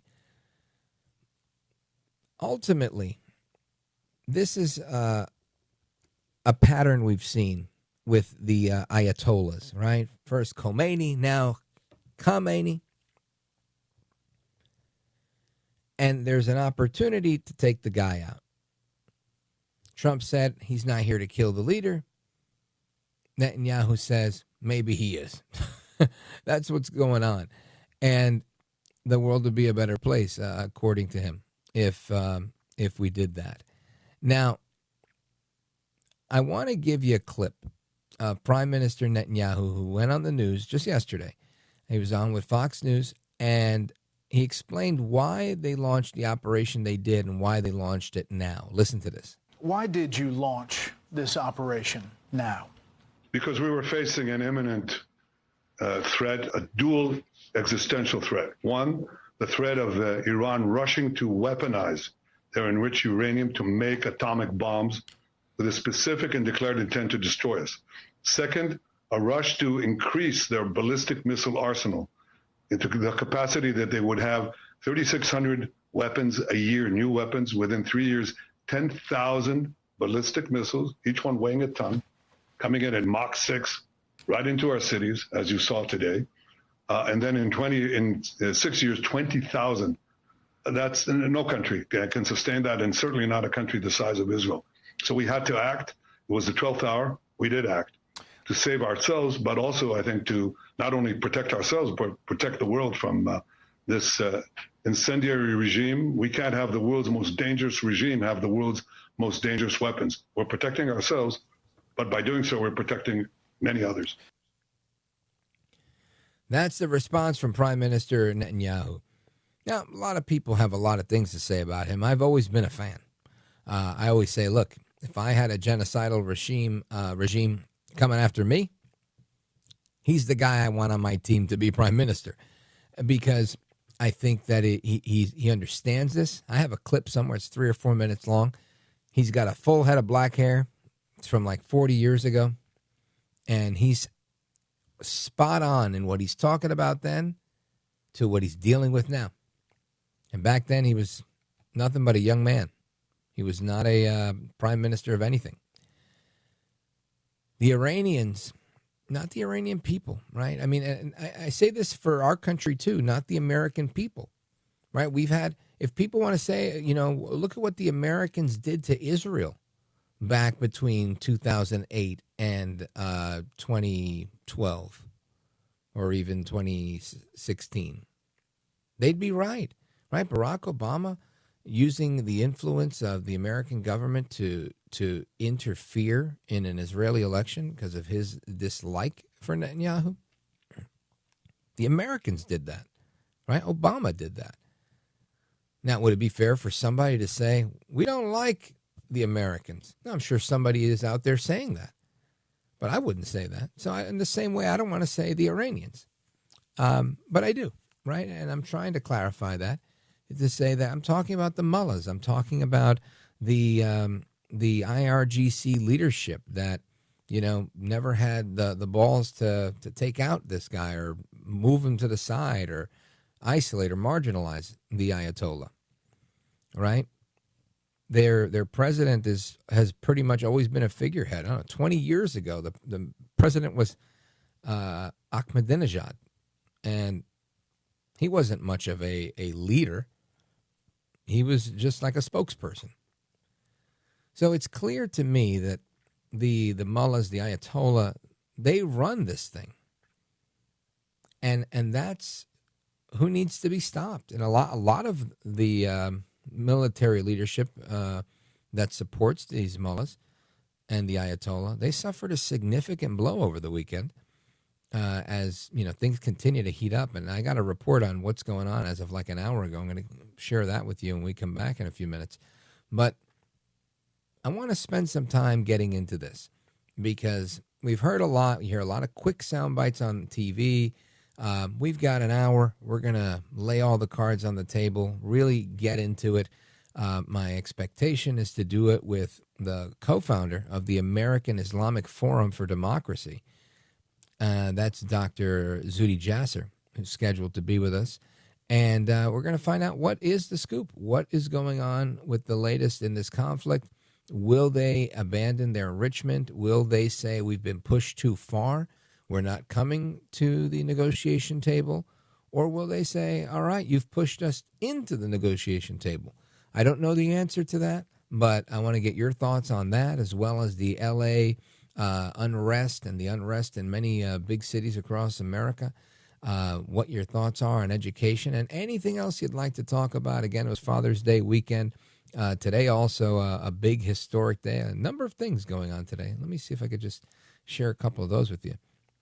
All right. Back in 1858, accepting the Illinois Republican Party's nomination for the U.S. Senate, then Senate candidate Abraham Lincoln said the issue of slavery in the United States has to be resolved, declaring, quote, a house divided against itself cannot stand. How about that? You know what else happened today in history? Back in 1903, the Ford Motor Company was incorporated in Detroit, Michigan. Shout out to Henry Ford.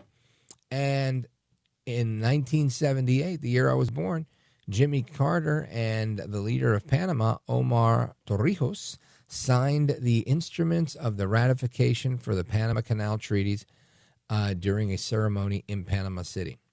And back in 2015, today, the famous elevator speech. They're not sending us their best. They're sending us their rapists, their murderers. That was 10 years ago today. How about that? So look at that. 10 years of taking heat from the media for his political statements. Kudos to El Trompito Donaldus Magnus, the 45th president of these United States, El Presidente. Coming right back with your calls and more, and Dr. Zuhdi Jasser. This is America at Night with Rich Valdez.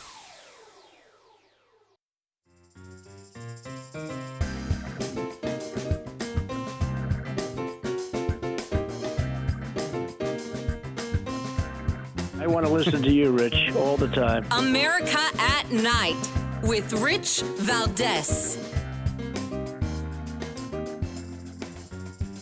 All right, America, welcome back. And Prime Minister Benjamin Netanyahu says that they must strike now. But President Trump coming in and making similar statements today at the G7, making it very clear that Iran is not winning this war. Listen to this. Have you heard any signals or seen any messages from intermediaries that Iran wishes to de-escalate the conflict? Yeah. What have you heard? What have you heard from the Iranians? They'd like to talk, but they should have done that before. I had 60 days, and they had 60 days, and on the 61st day, I said, we don't have a deal. They have to make a deal, and it's painful for both parties, but I'd say Iran is not winning this war. And they should talk, and they should talk immediately before it's too late. And what would you say, in your opinion, what would it take for the U.S. to get involved in this conflict militarily? I don't want to talk about that. President Trump saying he does not want to talk about the U.S. getting involved militarily. A lot of questions going on about what that involvement would be. Would it be to supply bombs, missiles, bunker busters, or more? I don't know the answer to that question either. I would suspect probably not troops on the ground. But I want to get into that with our guest. Our guest is the co-founder of the American Islamic Forum for Democracy. He's former vice chair for the United States Commission on International Religious Freedom and the co-founder of Muslim Reform Movement. He wrote the book, A Battle for the Soul of Islam, and he is a former lieutenant commander in the United States Navy. Dr. Zuhdi Jasser, welcome back, sir. Oh, it's great to be with you. Thanks for having me. You bet. So I want to get your thoughts on this because I think, on Thursday night, I was battling a sinus infection, and I heard the news that we were getting reports that the anticipated strike that had been rumored was happening, and the IDF decided to strike Tehran, in particular sites that they had identified with actionable intelligence that were creating and enriching the uranium, as well as specific targeted scientists working on this program. That part I think I get. From there, it's become a back and forth. What can you add to this picture and to provide some color for our listeners? Listen, first of all, there's no doubt, and I'm saying this not only as an American, as a Syrian Muslim, that my family came escaping the tyranny of Syria to come to American freedom. And there's no doubt that the state of Israel is doing humanity a service today, this week, and with this war. And as much as we try to avoid war, and it is never a first resort but a last resort, there's no doubt that this up front will be the answer to prevent a regional conflict, to prevent a regional nuclear arms race, and ultimately and let me put one thing to make it really clear. The Iranian state, the Islamic Supreme Council, this is not about the Iranian people. Over 80% of the Iranian people detest their regime and have been living under tyranny for 46 plus years. But the Iranian regime is a theocracy. They have trained, they were the founders of suicide bombing, a nihilistic terror against asynchronous warfare. So just as they have fueled the Hezbollah, who committed the first acts of suicide bombing 50, 60 years ago in the early 80s, and just as they fueled the Houthis and the Iranian Republican Guard Corps, and they fueled Hamas for October 7 and Al-Qaeda and others, the bottom line is They cannot be allowed to have a nuclear weapon because just as they open every UN speech in the General Assembly in September calling for the 12th Imam, theologically that means they're calling for Armageddon. They're praying for the time in which the world is in flames. Those types of folks cannot have a nuclear weapon. They, as you can see, they're targeting civilians in Israel. They're not targeting weapons and military bases as the Israelis are doing. So they got even the IAEA out of Vienna. The Europeans said that they were only weeks away. They went from 40% enrichment in January to 60% in April, and now they were weeks away from getting to 90+%. No non-nuclear power in the world is doing that. There's only one reason they wanted to do that, because once they get it, they then have a firewall around them where people have no hope at the change. And I can tell you, long before this started, in the last few months, truckers, farmers, businesses in 150 to 200 cities across Iran were protesting their regime, were on strike. The economy was on its heels and breaking. And that's why I think the ultimate, what we're seeing militarily, yes, the goal, they've targeted nuclear sites. The Fordo nuclear site, which is the one which is very deep and cannot be penetrated with bombs, we're hearing that possibly the Mossad may have an operation where they will start some bombs and then locally with more people on the ground have deeper bombs placed, which I hope they're able to do. But ultimately, this is really, if you look at as you and I last talked in the fall in November, 10 years of revolution didn't change Syria. Israel was able to allow, within a week, the Assad regime to run with their tail between their legs because they cut off munitions, money, everything that was coming into them from Russia and Iraq. It was cut off, and the regime didn't last 3 weeks. In Iran, similarly, God willing, this continues for another few weeks, and the Iranian people will be free, and that's the best anti-nuclear program, is the end of this. And I don't use the word regime change because that means you're trading it for another regime. The Iranians, different from the Arab countries, have lived through monarchy. They don't want monarchy back, and now they've lived through Islamism. They don't want that back. So they will ultimately, hopefully, go through a third pathway of some type of secular, God willing, liberal democracy. Wow. Folks, we're on with Dr. Zuhdi Jasser, co-founder of the American Islamic Forum for Democracy, and their website, aifdemocracy.org. Excellent points.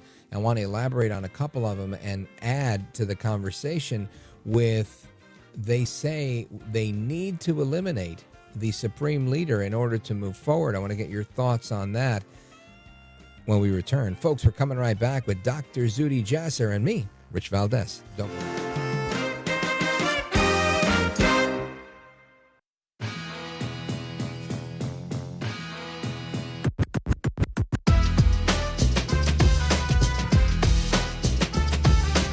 Well, thank you, Rich, and thank you for everything. I know you very well, and I listen, but I have a lot of people that listen, and they love your show, and I appreciate it very much. America at Night with Rich Valdez.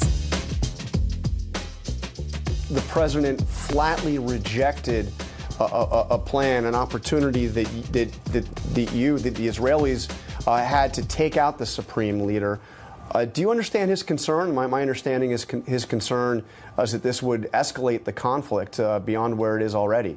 It's not going to escalate the conflict. It's going to end the conflict. We've had half a century of conflict spread by this regime that terrorizes everyone in the Middle East, has bombed the Aramco oil fields in Saudi Arabia, is spreading terrorism and subversion and sabotage everywhere.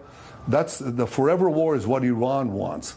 And they're bringing us to the brink of nuclear war. In fact, what Israel is doing is preventing this, bringing an end to this aggression. That is Prime Minister Benjamin Netanyahu on ABC News today, emphasizing that killing the supreme leader, the Ayatollah Khamenei, would end the conflict. I want to get reaction to that from our guest. He is the esteemed co-founder of the American Islamic Forum for Democracy, former vice chair of the United States Commission on International Religious Freedom, and our guest, Dr. Zuhdi Jasser. Welcome back, sir. What do you think about what Bibi Netanyahu just said there, that killing the supreme leader is the only way out? You know, listen, I completely understand that the president of the United States a bit hesitant to make such a statement. But at the end of the day, there's no military calculation that would not include that. Just as President Trump's assassination of Soleimani did quite a bit to affect the strength of the IRGC and cause them to go into disarray. The Israeli military, the IDF right now, is in an operation to not only just weaken, but to destroy Iran's capabilities. And that would include its theological strength. So when we were fighting the Japanese in World War II, the emperor, the religious cult that had been running Japan, ultimately was defeated and brought to the surrender table because they were targeted and were in fear. And this is what's happening right now. There are two things that will allow Israel to win. One is the fear that is overwhelming the IRGC and the political leadership, which includes a theological mandate that they see as intermediaries with God. So when they declare their time of death, they feel it's a victory. When they're killed in war, they may call themselves martyr, but the people that even are on their side, right now they're beginning to defect, they're beginning to weaken, they have no arms, they're losing their finances. This is one of the methods of victory, is the removal of the leadership of the IRGC, just as we've seen targeted assassinations in the past week with missiles into particular bedrooms and apartment buildings. And the other would be to destroy and assassinate the Khamenei, who is the theological intermediary for this cult, this death cult between their followers in the party and God. Wow, that's a lot. So it seems like they're right, that this guy is the top of the food chain, the head of the snake, and that with him kind of dies this tradition of radicalism. I can tell you from my own experience, Dr. Zuhdi Jasser, that I've spoken to a number of people, regular people and professionals from Iran, and they all said what you said, that the vast majority of people do not support these people, not even publicly or privately. You know, they just don't support them, and they're waiting for the day for this regime to fall. And it almost sounds like Cuba to me. For years, people said we can't wait for Fidel to die, for his brother to be the one to take over, and they continue being just as crooked as ever. Do you think there's a scenario like that would occur in Iran? Oh, listen, just like ultimately Gaddafi was hiding in a hole, Saddam Hussein was hiding in a hole. These tribal dictators will hide. They are weak, and there's nothing that exposes their complete cowardice and the fabrication. I mean, the targeting of Press TV today was so brilliant because the media, the propaganda fiction that is pushed out of those regimes to brainwash the people, now they're trying to unify them, and ultimately the people are rejecting this regime, and they have now had it with they had buyer's remorse after the 79 revolution within 1 year. They're like, oh, we did not sign up for this type of theocracy. And just as the West went through our theocracies and came to the American Revolution, French Revolution, and others, Iran will be a huge shift. We thought the Arab awakening shifted the Middle East.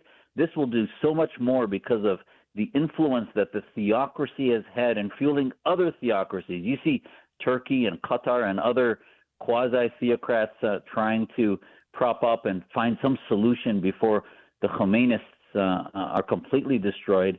And God willing, they will be fully destroyed, and the Iranian people will arise as a vibrant democracy that will change forever in a historically positive way, not only away from nuclear threats, but towards freedom and liberty.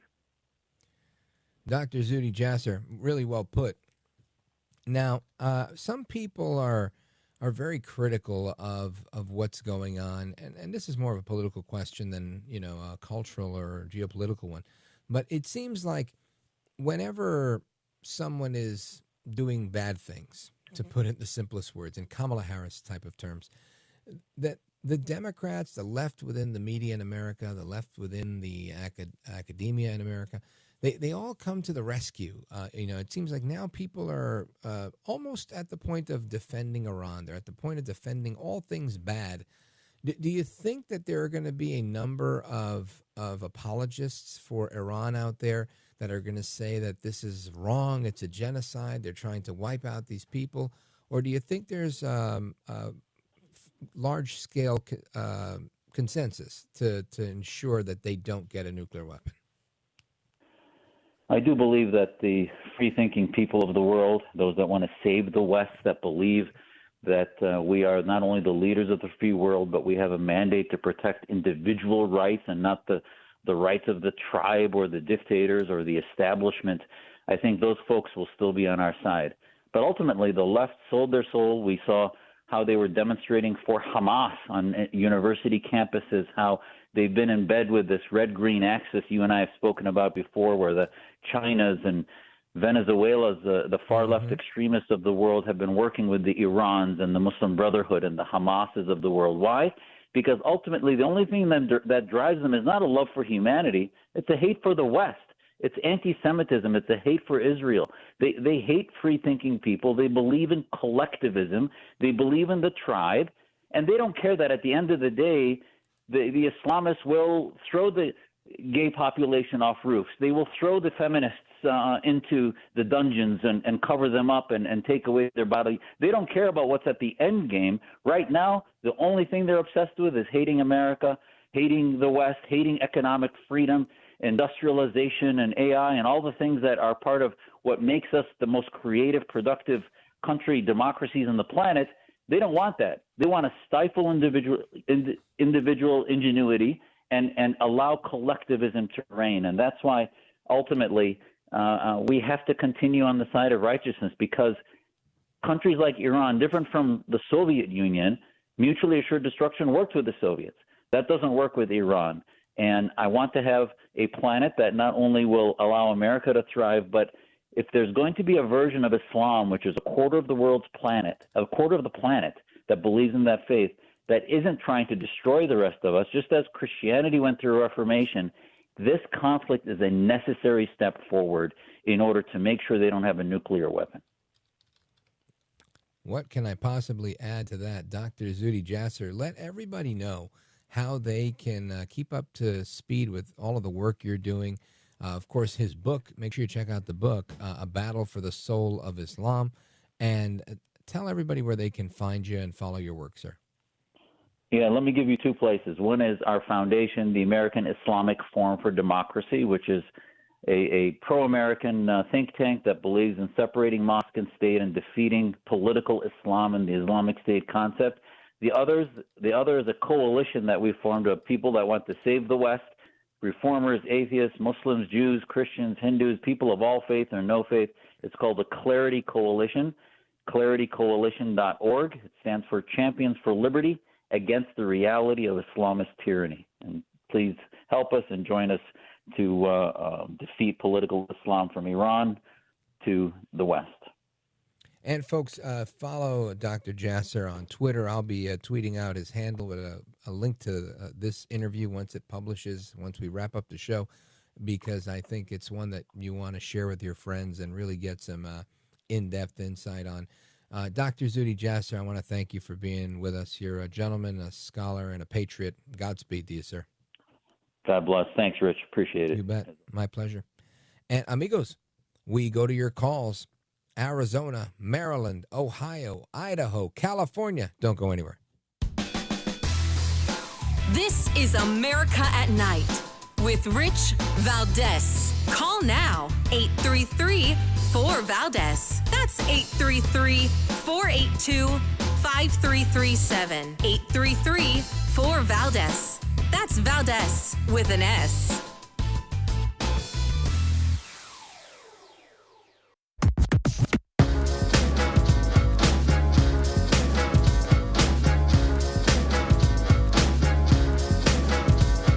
Guest leaves every night. We're doing open phones, kind of at the heartbeat of America. You sit there in this radio studio, and suddenly you hear voices: Mobile, Dallas, New York, Miami, and there's kind of a conglomeration of America all in one room.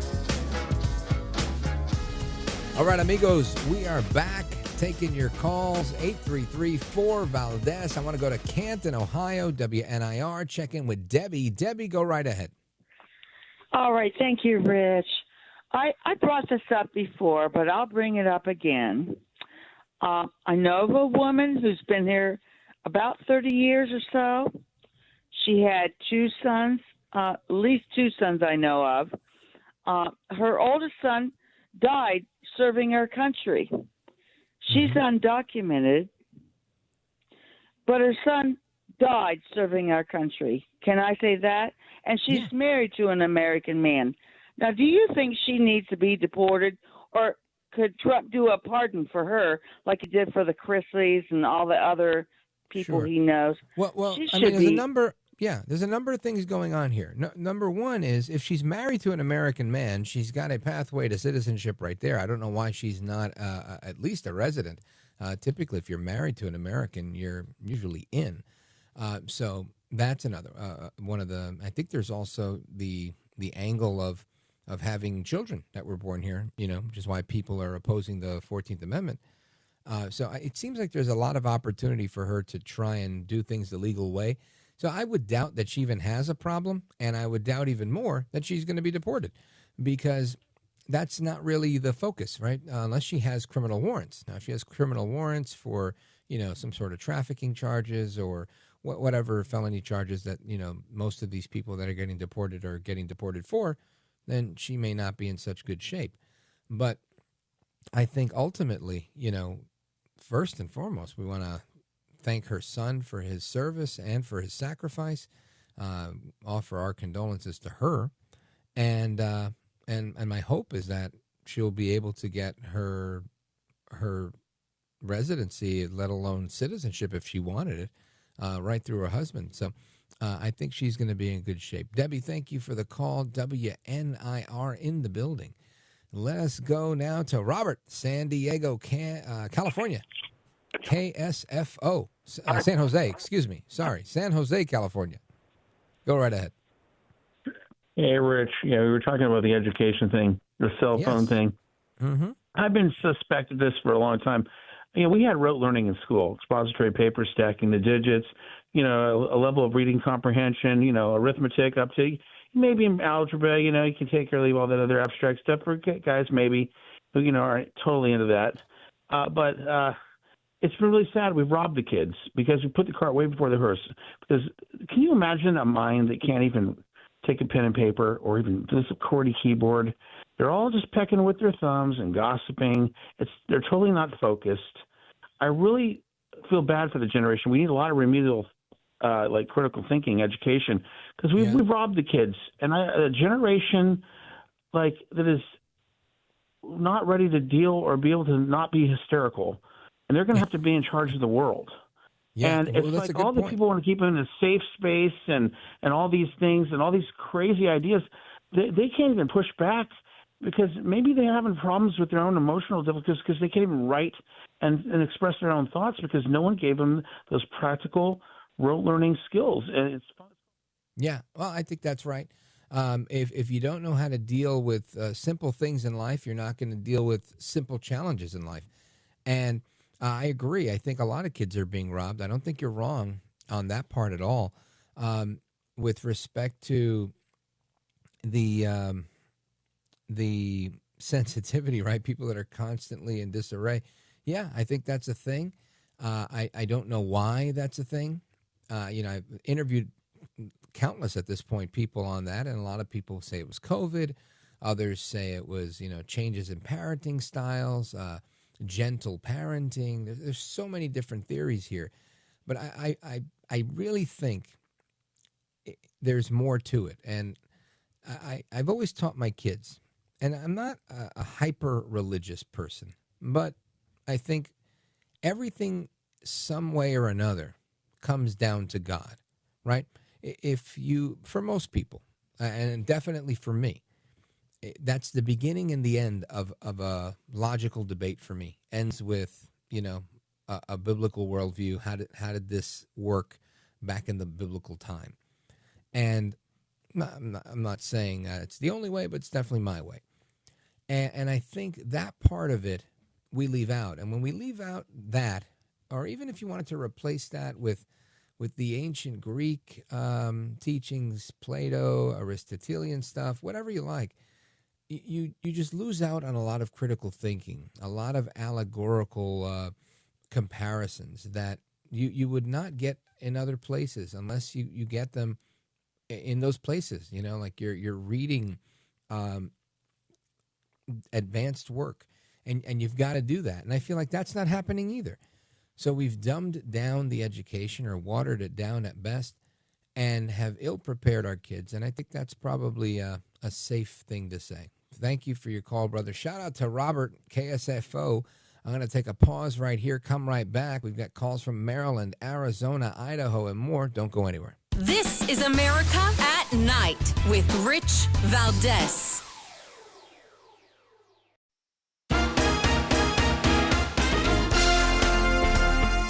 All right, to the phones we go. I want to talk to Frank, Cumberland, Maryland, WCBC. Go right ahead, sir. There are more women in college now, more women in medical school, law school than men. There are women in combat now. So far as I know, we are the only society in history that has put men and women in the same occupational roles. That causes sexual confusion in children. They no longer know whether they are male or female, and many want to change the sex nature gave them because their physical nature and social role conflict. What say you? Interesting. I don't know if that's the case. I think it's a fascinating point that you're positing. But ultimately, I think what that means is the goal of the feminists to create equality has been reached.